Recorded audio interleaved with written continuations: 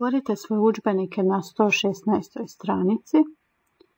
Da bismo došli do rješenja oduzimanja u naslovu 17-3, prvo moramo ponoviti ono što već znamo, što smo naučili, a to je oduzimanje do 10.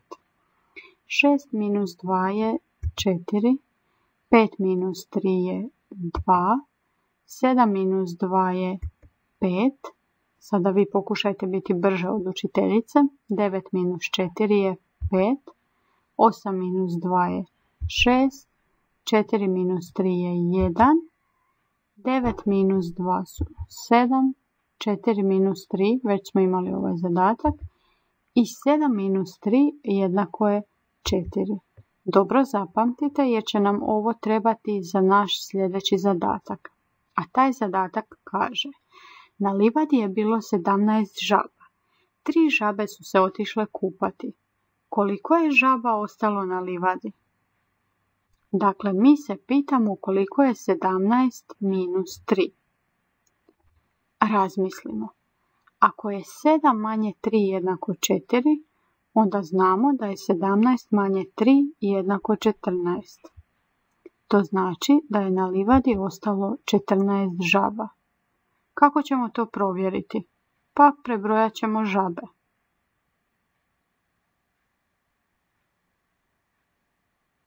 Sada kada smo došli do konačnog odgovora, može se zapisati da je 17 - 3 jednako 14. To isto provjerit ćemo i na našoj brojevnoj crti. Pronaći ćemo broj 7 i oduzeti mu 1, 2, 3. Došli smo do rješenja da je 7 - 3 jednako 4 i onda isto se to događa i s brojem 17 - 1, 2, 3. Kada od 17 oduzmemo 3, dobit ćemo rješenje 14. Izračunat ćemo i još jednom utvrditi da je 17 - 3 jednako 14, odnosno koliko je onda 17 - 14? To je lako. 17 - 14 jednako je 3. 14 možemo zapisati i ovako, kao 17 - 3, ali i da nam je 3 jednako 17 - 14.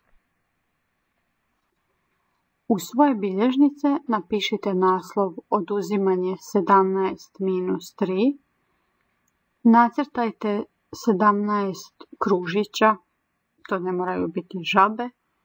Prekrižite 3 kružića, ispod napišite 17 - 3 jednako je 14.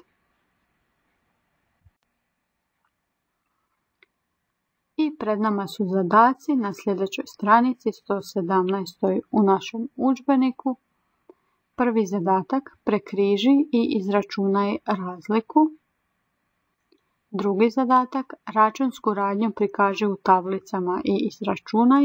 U ova dva zadatka možeš koristiti bilo koju bojicu i radi prema onom predlošku, odnosno prvom zadatku, onako kako ti je već nacrtano. Treći zadatak: oduzmi na brojevnoj crti.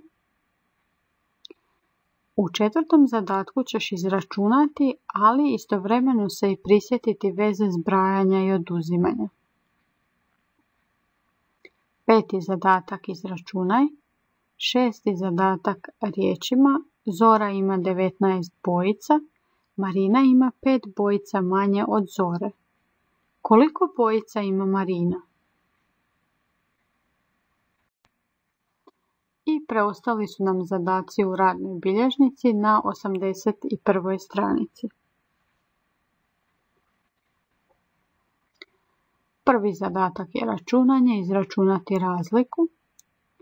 Sada u drugom zadatku recite mi, ako je rezultat oduzimanja razlika, kako smo ono rekli da se zovu članovi oduzimanja? Sjećate li se? To uvijek ponovimo. To su umanjenik i umanjitelj.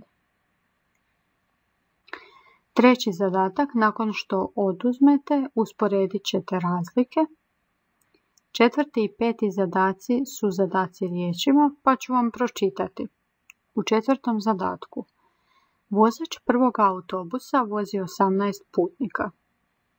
Vozač drugog autobusa vozi 3 putnika manje nego vozač prvog autobusa. Koliko je ljudi u drugom autobusu? Pazi, nemoj zaboraviti vozače. Imaš prostor za račun i odgovor. Peti zadatak. Marija je imala 16 kuna. Potrošila je 4 kune. Može li Marija za ostatak novca kupiti lopticu koja košta 12 kuna?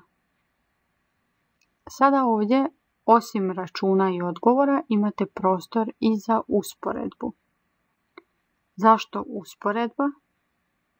Zato da biste mogli vidjeti nakon što izračunate koliko je 16 minus 4, da usporedite je li taj broj veći ili manji od 12.